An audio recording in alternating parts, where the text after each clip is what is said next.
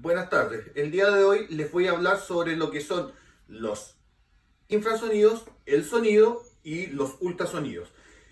Y además vamos a ver cómo el sonido logra llegar desde el ambiente hasta nuestro cerebro, ¿ya? Lo primero que nosotros vamos a establecer es que tanto el infrasonido como el sonido y el ultrasonido son un tipo de onda sonora, por lo tanto ambos viajan a la misma velocidad en un medio determinado. Por ejemplo, todos viajan a 340 metros sobre segundo en el aire. Ninguno es más rápido que otro.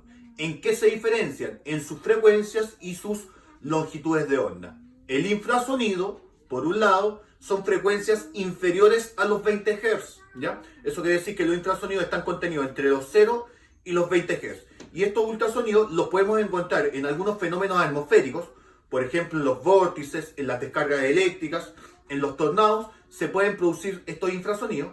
En los sismos también se producen infrasonidos. Por eso es que algunos animales, por ejemplo, pueden percibir algunos sismos antes que el ser humano, porque perciben el infrasonido, el cual nosotros no podemos detectar. Los elefantes usan infrasonido para comunicarse. El infrasonido tiene una característica importante, y es que es poco absorbido por nuestro alrededor, por lo tanto puede viajar grandes distancias. Los submarinos, para poder mapear el fondo marino, usan el infrasonido, ya que, vuelvo a repetir, viajan grandes distancias. Por otro lado, vamos a tener los ultrasonidos, que son aquellos que tienen frecuencias superiores a los 20.000 Hz. Y estos tienen una particularidad, que son fáciles de que reboten en las superficies. Por lo tanto, por ejemplo, algunos animales lo utilizan para poder orientarse. Por ejemplo, los murciélagos, los delfines emiten ultrasonido, este rebota, reconocen qué es lo que pasa y pueden saber qué es lo que sucede a nuestro alrededor, incluso si son ciegos, ¿ya? También en la medicina se utiliza en las ecografías. Cuando se realiza ecografía a los fetos, se usa ultrasonido para evitar algún daño, no se usa radiación directa. Entonces el ultrasonido se caracteriza por tener frecuencias superiores a los 20.000 Hz y además que es fácil que reboten las paredes.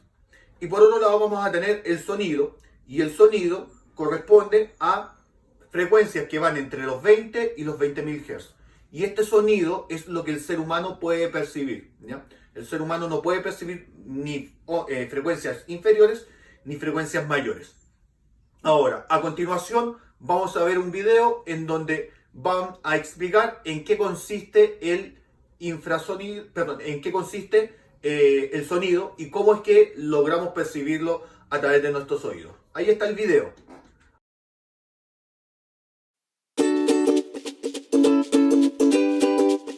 ¿Alguna vez se han preguntado cómo los sonidos se van abriendo paso desde su origen hasta llegar al cerebro? Tomemos el ejemplo de una trompeta. Cuando se toca, esta produce ondas sonoras que viajan por el aire. El oído externo atrapa estas ondas, que luego recorren un pasaje estrecho llamado conducto auditivo.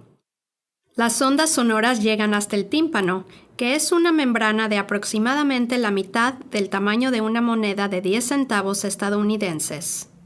Las ondas hacen que el tímpano vibre, lo que a su vez hace vibrar 3 huesecillos diminutos llamados martillo, yunque y estribo. Estos huesecillos amplifican o aumentan las vibraciones del sonido y las envían a la cóclea. La cóclea, que tiene forma de caracol, es del tamaño de un guisante o arveja y está llena de líquido. Las vibraciones del sonido hacen que este líquido se ondule, lo que crea una especie de olas.